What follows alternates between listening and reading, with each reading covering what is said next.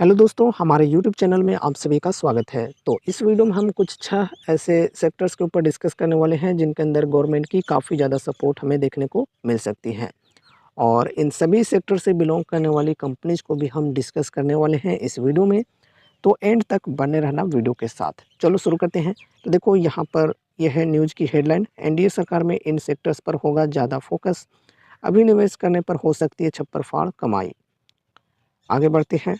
Infrastructure ऐसा sector है जिस पर एनडीए की नई सरकार का फोकस बना रहेगा। इसके साथ ही रिन्यूएबल एनर्जी और टेक्नोलॉजी में निवेश के मौके दिख रहे हैं, लेकिन इन्वेस्टर्स को निवेश से पहले वैल्यूएशन को ध्यान में रखना होगा। ठीक है, तो यहाँ पर देखो कुछ सेक्टर्स को डिस्कस किया जा रहा है, इंफ्रास्ट्रक्चर, रिन्यूएबल एनर्जी और टेक्नोलॉजी। अभी और भी सेक्टर्स को हम डिस्कस करेंगे। पहले यहाँ पर कुछ इंपॉर्टेंट चीज़ों को समझ लेते हैं। लोकसभा चुनाव में इस बार बीजेपी को अपने दम पर सरकार बनाने लायक सीटें नहीं मिली, हालांकि एनडीए को बहुमत मिला है। इस सरकार के कार्यकाल पूरा करने की उम्मीद है। इन्वेस्टर्स की नज़रें उन सेक्टर्स पर हैं जिनमें एनडीए सरकार में अच्छी ग्रोथ दिख सकती है। प्रधानमंत्री नरेंद्र मोदी की सरकार का फोकस इंफ्रास्ट्रक्चर पर रहा है। सरकार ने FY25 में पूंजीगत खर्च के लिए आवंटन बढ़ाकर 11.1 लाख करोड़ रुपये कर दिया है। तो सरकार ने FY25 के लिए यहाँ पर ये आवंटन रखा है 11.1 लाख करोड़ रुपये का। चलो अच्छी बात है। अब हम सेक्टर्स को डिस्कस करते हैं। तो फर्स्ट सेक्टर है यहाँ पर इंफ्रास्ट्रक्चर, जिनके अंदर गवर्नमेंट की काफ़ी ज़्यादा सपोर्ट देखने को मिल सकती है और पहले भी काफ़ी ज़्यादा सपोर्ट मिली है। एनडीए की नई सरकार का फोकस इंफ्रास्ट्रक्चर पर बने रहने की उम्मीद है। इंफ्रास्ट्रक्चर पर ज़्यादा खर्च से इकोनॉमिक ग्रोथ को बढ़ावा मिलेगा। नई सरकार एक तरफ जहां पहले से चल रहे प्रोजेक्ट्स को जल्द पूरा करने की कोशिश करेगी, वहीं दूसरी तरफ नए प्रोजेक्ट्स का ऐलान करेगी। इंफ्रास्ट्रक्चर आधारित म्यूचुअल फंड्स या रियल एस्टेट इन्वेस्टमेंट ट्रस्ट पर फोकस बढ़ाना अच्छा कदम होगा। तो इंफ्रास्ट्रक्चर सेक्टर से रिलेटेड म्यूचुअल फंड के अंदर अगर आप इन्वेस्ट करना चाहते हो तो कर सकते हो, वरना स्टॉक्स के भी ऑप्शंस हैं। चलो कुछ स्टॉक्स को डिस्कस कर लेते हैं, लेकिन ध्यान में रखना कि कोई रिकमेंडेशंस नहीं होगी, कोई एडवाइस नहीं होगी और सिर्फ नाम सुनकर आपको इन्वेस्टमेंट नहीं कर देना है इन स्टॉक्स पे, क्योंकि आपको रिसर्च करनी ज़रूरी है।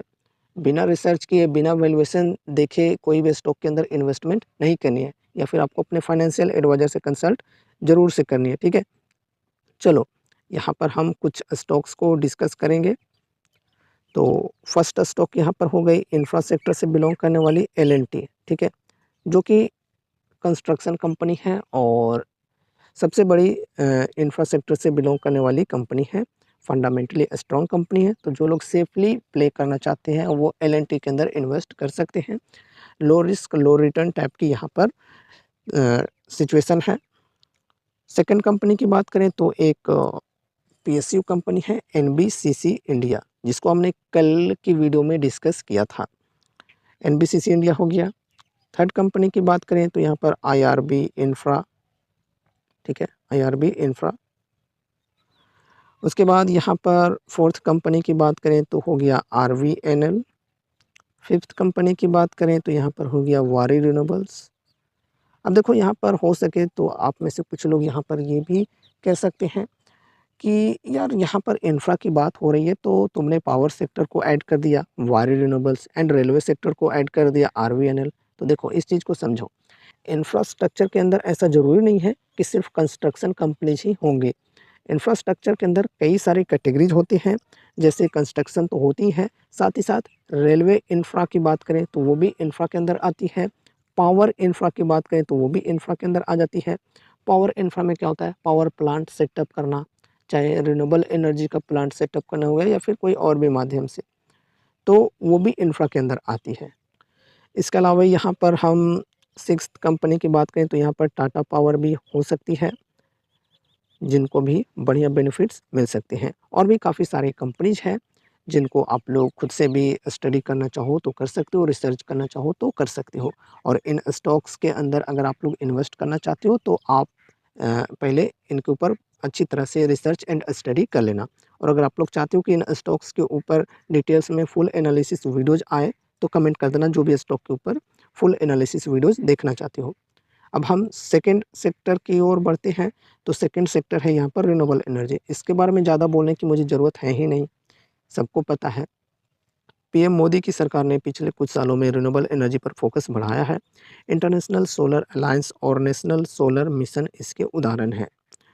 इन्वेस्टर्स सोलर, विंड और रिन्यूएबल एनर्जी सेक्टर की दूसरी कंपनियों में निवेश कर सकते हैं। उम्मीद है कि सरकार इस सेक्टर को टैक्स में छूट सहित दूसरे तरह के प्रोत्साहन देंगी।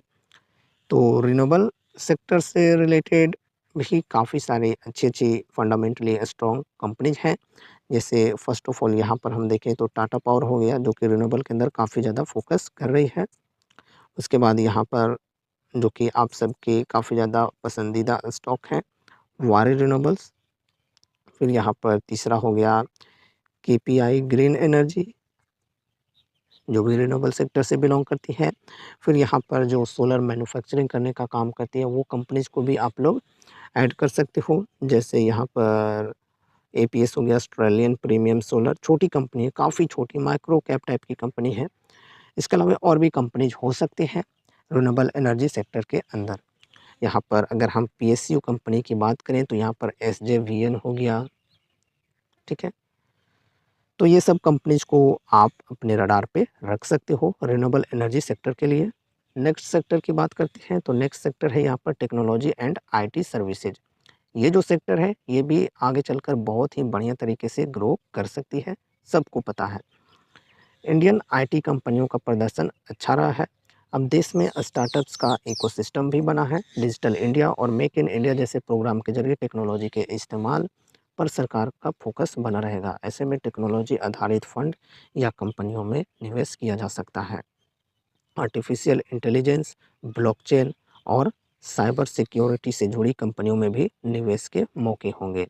तो यहाँ पर हम आईटी सर्विसेज, आईटी जो कंपनीज़ हैं उनके ऊपर डिस्कस कर लेते हैं। तो कुछ एग्जांपल्स देखते हैं, क्या-क्या एग्जांपल्स हैं आईटी सेक्टर के अंदर। अगर फ़र्स्ट ऑफ ऑल आपको एकदम सेफ़ली चलना है तो यहाँ पर टीसीएस हो गया एंड इन्फोसिस हो गया, ठीक है। एकदम सेफ़ली, लो रिस्क, लो रिवॉर्ड के तरह से यहाँ पर अगर आपको इन्वेस्ट करना है तो ये कंपनीज़ हो गए।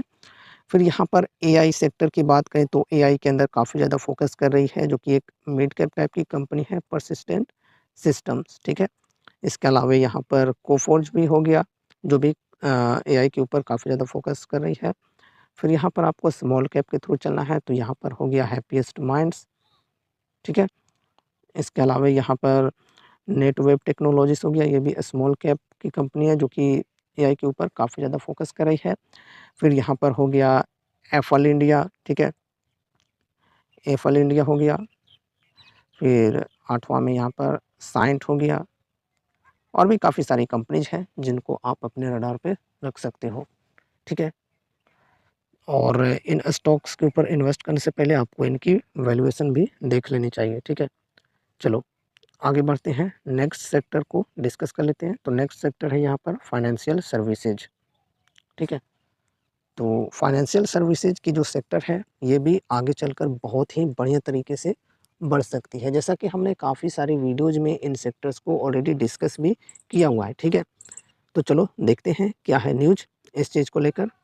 एक्सपर्ट्स का कहना है कि फाइनेंशियल इंक्लूजन और इकोनॉमिक रिफॉर्मर्स पर सरकार का फोकस बना रहेगा। जनधन योजना, जीएसटी की शुरुआत और बैंकिंग सेक्टर में रिफॉर्मर्स से फाइनेंशियल ग्रोथ की ठोस बुनियाद पड़ी है। इसलिए बैंक, एनबीएफसी और इंश्योरेंस कंपनियों के स्टॉक्स में निवेश से अच्छा मुनाफा हो सकता है। तो यहाँ पर अब हम फाइनेंशियल सर्विसेज की स्टॉक्स की एग्जांपल्स देखेंगे। तो फर्स्ट यहाँ पर हो गया बैंकिंग सेक्टर के लिए एसबीआई। लेकिन पर्सनली मैं अगर अपनी बताऊँ तो एसबीआई या फिर एचडीएफसी बैंक से अच्छा मुझे आईसीआईसीआई बैंक लगती है, ठीक है। लेकिन आपको जो भी बैंक पसंद है उसके अंदर ही इन्वेस्ट करना, ठीक है। मेरे पसंद के अनुसार बिल्कुल भी मत चलना। दूसरी कंपनी की बात करें तो यहाँ पर हम एनबीएफसी टाइप की कंपनी को डिस्कस कर लेते हैं, जो कि हो गया बजाज फाइनेंस, ठीक है। बजाज फाइनेंस जो कि एनबीएफसी सेक्टर से बिलोंग करने वाली सबसे बड़ी कंपनी है। थर्ड यहाँ पर फाइनेंस सेक्टर की ही कंपनी की बात करें तो यहाँ पर चोला फाइनेंस हो गया, इससे छोटी कंपनी है। इसके बाद यहाँ पर अगर आपको हाउसिंग फाइनेंस के थ्रू चलना है तो यहाँ पर देखो हुडको हो गया, जो कि अभी काफ़ी ज़्यादा न्यूज़ में है। एंड फिर यहाँ पर हाउसिंग फाइनेंस के अंदर ही अरमान फाइनेंस भी आप लोग देखकर चल सकते हो, एंड होम फर्स्ट फाइनेंस भी देख सकते हो, इसको भी डिस्कस कर सकते हो। इसके अलावा फिर यहाँ पर एनबीएफसी सेक्टर से ही बिलोंग करने वाली कंपनी है 5 स्टार बिजनेस फाइनेंस, और फिर एक और काफ़ी छोटी कंपनी है, स्मॉल कैप टाइप की कंपनी है, एसबीएफसी फाइनेंस। तो ये सब स्टॉक्स को आप स्टडी कर सकते हो, रिसर्च कर सकते हो, एंड फिर इनको अपने रडार पे रख सकते हो। जब भी अच्छी अपॉर्चुनिटी मिले तब यहाँ पर आप इन्वेस्ट कर सकते हो। अब नेक्स्ट सेक्टर की ओर बढ़ते हैं, तो नेक्स्ट सेक्टर है हमारी हेल्थ केयर एंड फार्मास्यूटिकल्स। चलो देखते हैं क्या क्या चीज़ें यहाँ पर बात की जा रही है। कोविड की महामारी ने मजबूत हेल्थ केयर सिस्टम की अहमियत बता दी है। सरकार आयुष्मान भारत जैसी स्कीम के जरिए हेल्थ केयर पर फोकस बढ़ा रही है। सरकार का फोकस कम कीमत पर लोगों को अच्छी हेल्थ सर्विसेज उपलब्ध कराने पर हो सकता है। तो हेल्थ केयर सेक्टर भी काफ़ी इम्पोर्टेंट सेक्टर है फ्यूचर के लिए। अब हेल्थ सेक्टर से बिलोंग करने वाली हम कुछ स्टॉक्स के एग्जांपल्स देखेंगे। फर्स्ट ऑफ ऑल यहाँ पर फार्मास्यूटिकल सेक्टर की बात करें तो यहाँ पर हो गया डॉक्टर रेड्डीज लैब, ठीक है। एंड सेकेंड यहाँ पर डिवीज लेबोरेटरीज भी आप लोग इसको भी फोकस में रख सकते हो। थर्ड यहाँ पर देखें तो सन फार्मा हो गया। फोर्थ यहाँ पर एबॉट इंडिया हो गया। ये सब फार्मास्यूटिकल्स कंपनीज हैं। हॉस्पिटल की बात करें तो हॉस्पिटल में अपोलो हॉस्पिटल्स को आप लोग स्टडी कर सकते हो, ठीक है। यहाँ पर फिर अगर हम डायग्नोस्टिक वाली कंपनी की बात करें तो यहाँ पर डॉक्टर लाल पैथ लैब को भी अ, रखा जा सकता है रडार पे, इन पे स्टडी किया जा सकता है, ठीक है। इसके अलावा और भी काफ़ी सारी कंपनीज हो सकते हैं, एक ही बार में सभी कंपनीज को डिस्कस करना पॉसिबल नहीं है। तो इन स्टॉक्स को आप स्टडी कर सकते हो, एंड वैल्यूएशन के अकॉर्डिंग अगर आपको सही लगे तो ही इन्वेस्टमेंट करना। अगर आपको फंडामेंटल्स इनके ठीक लगे, प्रॉफिट ग्रोथ, सेल्स ग्रोथ ठीक लगे तो ही इन्वेस्ट करना। ऐसा नहीं कि मैंने डिस्कस कर दिया तो आप लोग सिर्फ नाम सुनकर इन्वेस्ट कर दिए। अब नेक्स्ट सेक्टर को डिस्कस करते हैं, तो नेक्स्ट सेक्टर है यहाँ पर एग्रीकल्चर एंड एग्रीटेक। ये भी काफ़ी इम्पोर्टेंट सेक्टर है, क्योंकि एग्रीकल्चर के बिना तो कोई देश विकसित कर ही नहीं सकता है। एग्रीकल्चर एक प्राइमरी सेक्टर होता है। एग्रीकल्चर आज भी इंडियन इकोनॉमी का आधार है, इसलिए सरकार का फोकस किसानों की इनकम बढ़ाने पर रहा है। एनडीए की नई सरकार का फोकस भी कृषि क्षेत्र में रिफॉर्मर्स के जरिए ग्रामीण इलाकों में लोगों को खासकर किसानों की आमदनी बढ़ाने पर होगा। तो इस सेक्टर से बिलोंग करने वाली कुछ कंपनीज के एग्जांपल्स देख लेते हैं। तो यहाँ पर देखो ये कुछ कंपनीज हैं जो कि एग्रोकेमिकल्स बनाने का काम करती हैं। यूपीएल हो गया, पीआई इंडस्ट्रीज हो गया, साथ ही साथ सुमितोमो केमिकल्स को भी आप लोग स्टडी कर सकते हो। बेयर क्रॉप साइंस लिमिटेड हो गया, धर्मज क्रॉप हो गया। तो ये सब कंपनीज को आप अपने रडार पे रख सकते हो। जब भी अच्छी अपॉर्चुनिटीज़ मिले, डिस्काउंट मिले, तब आप इन्वेस्ट कर सकते हो। अभी आप लोग चेकआउट कर लेना, हो सके तो डिस्काउंट मिल रही होगी, क्योंकि अभी सारे केमिकल कंपनीज के अंदर गिरावट देखने को मिल रही है कुछ एक्सटर्नल रीजन्स की वजह से, और आगे चलकर FY25 तक चीज़ें सुधर सकती हैं। सो गाइस, ये रही हमारी आज की वीडियो। इस वीडियो में हमने कुछ 6 इम्पोर्टेंट सेक्टर्स को डिस्कस किया, जिनके अंदर गवर्नमेंट की काफ़ी बढ़िया सपोर्ट हमें देखने को मिल सकती है, और इन सेक्टर से बिलोंग करने वाली जो स्टॉक्स हैं उनको भी हमने डिस्कस किया। तो सेक्टर्स के साथ साथ इन स्टॉक्स के अंदर भी ग्रोथ आ सकती है। उम्मीद है कि ये वीडियो आपको ज़रूर से पसंद आई होगी, तो इसे लाइक करके चैनल को सब्सक्राइब कर लेना, और मिलते हैं अगले नए वीडियोज़ के साथ। तब तक के लिए बाय बाय।